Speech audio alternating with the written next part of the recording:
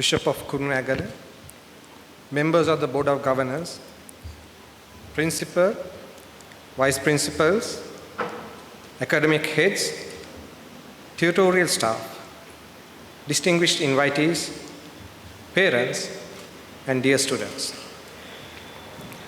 Today, we gather to celebrate academic excellence, marking a significant moment for all the award recipients. You have been honored for your outstanding achievements, which have been the result of a perfect blend of intellect, dedication, and hard work. My wife and I extend our heartfelt congratulations on your success. We applaud each of you for your commitment, and I'm confident that this same dedication will continue to guide you as you embark on the next chapters of your lives. Your proud parents are here to share in the joy of seeing the results of their years of love, investment, sacrifice, and support. We also commend them for their unwavering commitment, which has been instrumental in providing a solid foundation of guidance and encouragement for their children's success. It is an honor to be here to celebrate your success and joy. I would like to express my sincere gratitude to Father Araliya Jayasundara and the members of the Board of Governors for inviting me to serve as the chief guest. Being recognized by your alma mater is one of life's greatest rewards, often making other accomplishments seem less significant. The prize-giving ceremony brings back cherished memories for me. As a student, I was deeply involved in organizing the prizes for distribution for 2 years under the excellent leadership of Mr. Paul Jairaj and late Mr. S. Arya Singham, who were my revered mentors at Trinity. We would spend days in the 2 rooms behind the stage, carefully arranging the prizes. And it is my pleasure indeed to see Mr. Paul Jairaj in the audience. Thank you, sir, for taking the trouble to be here today.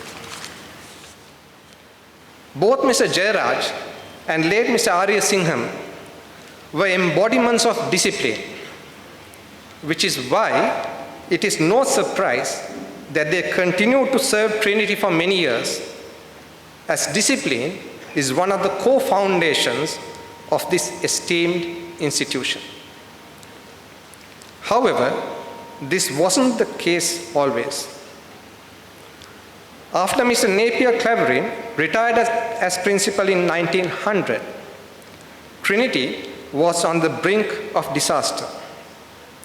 In May 1903, Reverend McLulich, who was then vice principal, sent a cry de profundis to Mr. Napier Clavering, asking him to return to Trinity. The letter described several troubling issues among the students, including refusal to attend detention, frequent visits to public houses in town on Saturdays, boarders skipping classes for weeks, and students attending drunken parties around the Kandy Lake. This marked the advent of Reverend A.G. Fraser to Trinity. One of his lasting legacies was the restoration of discipline.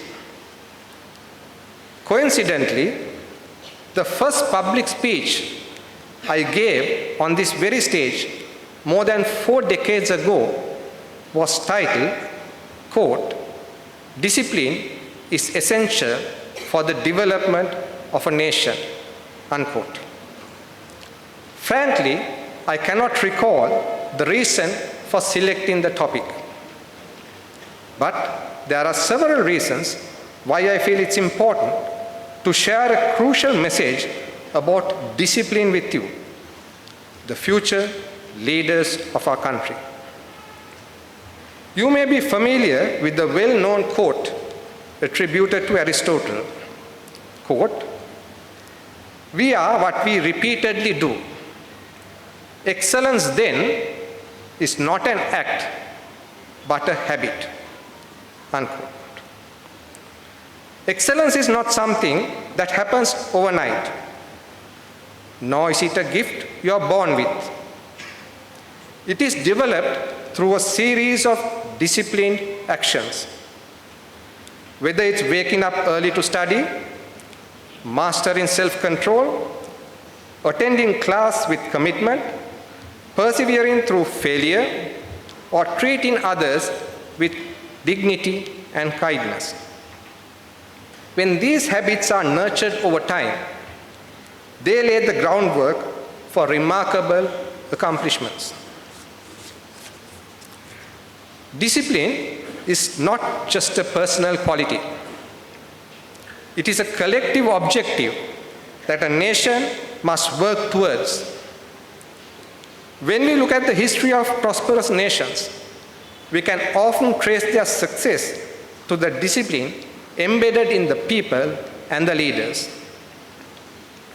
Discipline is the force that unites the individual efforts of citizens, transforming them into collective accomplishments that benefit the whole country. Without discipline, potential remains unrealized and progress slows to a halt. Trinity has always been a multicultural, multi-ethnic, and multi-religious institution. We were raised to focus on the dignity of others, treating everyone with respect and kindness. Sri Lanka is made up of a diverse population, each with their own backgrounds, beliefs, and perspectives. Unfortunately, the country has yet to unite as one nation. What should bind us together is the recognition that we must work in harmony, guided by shared values and mutual respect. Discipline in this sense involves respecting our laws, fulfilling our responsibilities, and prioritizing the common good over personal desires. It is the discipline to honor commitments, make decisions that benefit all, and ensure the nation's well-being, which should be central to our actions. This is what will ultimately shape the future of our country. Discipline is one of the important qualities this hallowed institution has instilled in my life. It has greatly assisted me in my chosen path. I call upon all young Trinitians to start cultivating discipline in all its manifestations from a very young age. It will be the bedrock on which you can build a successful and fulfilling future. You will never fail in life if you make discipline your eternal companion. Trinity instilled in me another vital quality, determination, which has enabled me to overcome adversity and stay true to my principles during difficult times. As we all know, Trinity's motto is Respice Finem, meaning look to the end. It serves as a reminder to consider the ultimate consequences of our actions, decisions, and life paths. However, I believe it means more than just that. It also signifies that once we make an informed and correct choice, we must have the determination to follow through and see it to completion. You must have the determination to do what is right. You must be determined to stand up for justice. You must be determined in staying true to your conscience, no matter the consequences. For in the end, it is your conscience with which you must find peace as you reflect on your journey through life.